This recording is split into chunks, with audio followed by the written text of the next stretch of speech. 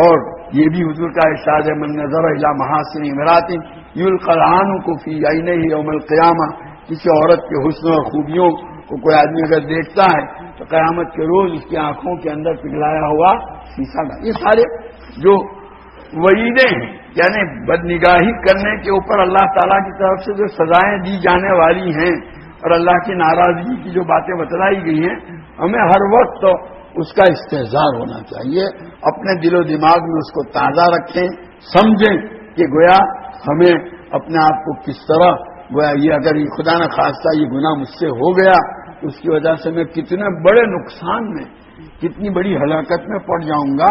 تو آدمی جو ہے اس ڈر سے اپنے آپ کو بچانے کا اہتمام کرتا ہے. تو نبی یہ کریم، اور یہ تو وہ وعیدیں ہیں جو حدیث میں آئی، اور اس کے جو روحانی نقصانات ہیں وہ اپنی جگہ پر الگ ہیں. ان کے روحانی نقصانات میں سب سے بڑا، جیسا کہ حضرت تھانی رحمۃ اللہ علیہ فرماتے ہیں کہ بدنگاہی کی وجہ سے آدمی کی طاعت کا نور سلب ہو جاتا ہے. آدمی جتنی بھی عبادتیں کرتا ہے، نماز پڑھتا ہے، روزہ رکھتا ہے، قرآن کی تلاوت کرتا ہے، تسبیح پڑھتا ہے، کہ ہر نیک عمل کی وجہ سے اس کے قلب کے اندر ایک کیفیت پیدا ہوتی ہے اور گویا روحانی طور پر اس کی طرف ایک تو بھائی قرآن پڑھے گا تو اس کے نامہ اعمال میں ایک حرف پر ایک نیکی جو 10 کے برابر ہے وہ بھی لکھی جائے. دو کام ہوتے ہیں، تو وہ اور دوسرا ادھر قلبی کیفیت کے اندر تبدیلی کا آنا. تو اب آدمی جب گناہ کا یہ بدنگاہی کرتا ہے تو بدنگاہی کی وجہ سے وہ جو نور پیدا ہوا تھا طاعت کا قلب کے اندر، وہ نور کیا ہو جاتا ہے، اس کے فوائد اور ثمرات سے آدمی محروم کر دیا جاتا ہے. کھاتا ہے آدمی لیکن اس کھانے سے قوت پیدا نہ ہوتی ہوتی. ایسے یہاں پر بھی گویا وہ عبادت کرتا ہے لیکن اس عبادت کی وجہ سے قلب کی کیفیت میں کوئی تبدیلی نہیں، اللہ کا قرب حاصل نہیں ہوتا. تو ساری ہماری عبادتوں کو کیا کر دیتا ہے، بے اثر کر دیتی ہے یہ بدنگاہی.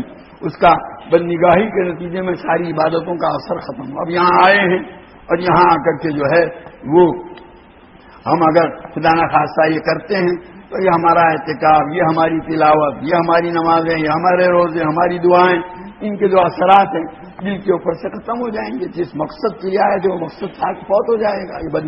یہ بدپریزی ہے ایک طرح کی. تو بہرحال یہ بدنگاہی کے یہ روحانی نقصانات، بلکہ سب سے بڑا روحانی نقصان جو ہے وہ یہ ہے، بزرگوں نے لکھا ہے، صوفیاء کا اتفاق ہے کہ جب جو آدمی بدنگاہی میں مبتلا ہوتا ہے اس کے قلب کا تعلق اللہ تعالیٰ کے ساتھ قائم نہیں ہوتا. کسی دوسرے گناہ کے متعلق یہ چیز نہیں آئی. گویا یہ بدنگاہی جو ہے اللہ تعالیٰ کے ساتھ دل کے تعلق کے قائم ہونے کی راہ میں بہت بڑی رکاوٹ. آپ یہ چاہتے ہیں کہ آپ کا جو ہے کانٹیکٹ، آپ کا رشتہ، آپ کا تعلق آپ کے قلب کا اللہ کے ساتھ ہو تو ضروری ہے اس کے لیے کہ آپ کو یہ قربانی دینی پڑے گی. کون سی؟ بدنگاہی سے اپنے آپ کو بچانا پڑے گا. بدنگاہی کے ساتھ یہ چیز حاصل نہیں ہو سکتی. اسی لیے یہ راہ سلوک کے اندر صوفیہ بدنگاہی سے بچنے کی بڑی تاکید. بلکہ ایک آدمی مجاہدے اور ریاضتیں کر کے جو ہے صاحب نسبت بن گیا، اللہ کے ساتھ اس کا تعلق قائم ہو گیا، سب کچھ نعمت حاصل ہو گئی، اور اس کے بعد خدا نہ خواستہ اگر یہ کرتا ہے بدنگاہی تو وہ کیا ہے، نسبت اس کی کیا ہو جاتی ہے، ختم ہو جاتی ہے. تو بہرحال یہ اس کا روحانی اور بہت بڑا نقصان، اور یہ ایک ایسا گناہ ہے کہ اس کے متعلق حضرات صوفیہ بڑے اہتمام کے ساتھ ڈراتے ہیں.